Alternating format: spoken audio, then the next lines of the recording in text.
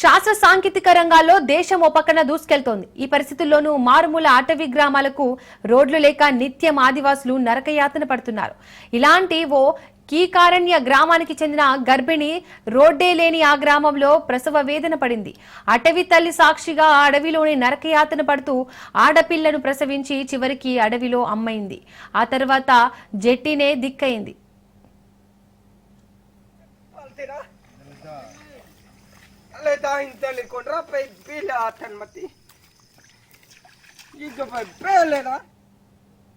భద్రాద్రి కొత్తగూడెం జిల్లా చర్ల మండలంలో ఈ దయనీయ ఘటన చోటు చేసుకుంది. మండల పరిధిలోని వీరాపురం గ్రామానికి చెందిన గర్భిణి పోడియం ఇరుమమ్మకు గురువారం తెల్లవారుజామున 3 గంటల సమయంలో ప్రసవ నొప్పులు వచ్చాయి. చేసేదేమీ లేక ఆమె కుటుంబ సభ్యులు గ్రామాల్లోని ఆశా కార్యకర్త గంగమ్మ సాయంతో జెట్టిలో కుదునూరుకు బురదదారిలో నరకయాతన పడుతూ మోసుకొచ్చారు. వీరాపురం గ్రామం నుండి 3 కిలోమీటర్ల మేర కటిక చీకటి దట్టమైన అడవిలో గర్భిణిని జెట్టిలో నానా యాతన పడుతూ మోసుకొచ్చారు. బురదలో జెట్టిని మోయలేక ఒక్కసారి గర్భిణితో సహా కింద పడిపోయారు. అనంతరం అడవిలోనే ఇరమమ్మ ఆడపిల్లను ప్రసవించింది.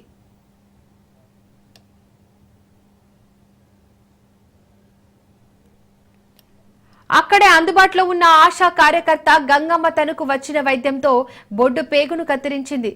తిరిగి జెట్టిలోనే మూసుకొచ్చారు. అప్పటికే కుదునూరు శివారు తాలిపేరు కాల్వ వరకు పైలట్ మురళి ఈఎన్టీ రాధా 108 వాహనంలో అక్కడికి చేరుకున్నారు. తల్లి బిడ్డను కుటుంబ సభ్యులు అంబులెన్స్ వద్దకు చేర్చారు. ఈఎంటీ ప్రాథమిక చికిత్సలు చేసి సత్యనారాయణపురం పీహెచ్సీకు చేర్చారు. తల్లి బిడ్డలు క్షేమంగా ఉన్నట్లు వైద్యులు తెలిపారు. కాగా దశాబ్దాలుగా తమ గ్రామానికి రోడ్డు సౌకర్యం కల్పించడంలో ప్రభుత్వం విఫలమైందని ఆదివాసులు ఆక్షేపించారు. ఇప్పటికైనా తమ గ్రామానికి రహదారి నిర్మాణం చేపట్టాలని ఆదివాసులు కోరుతున్నారు.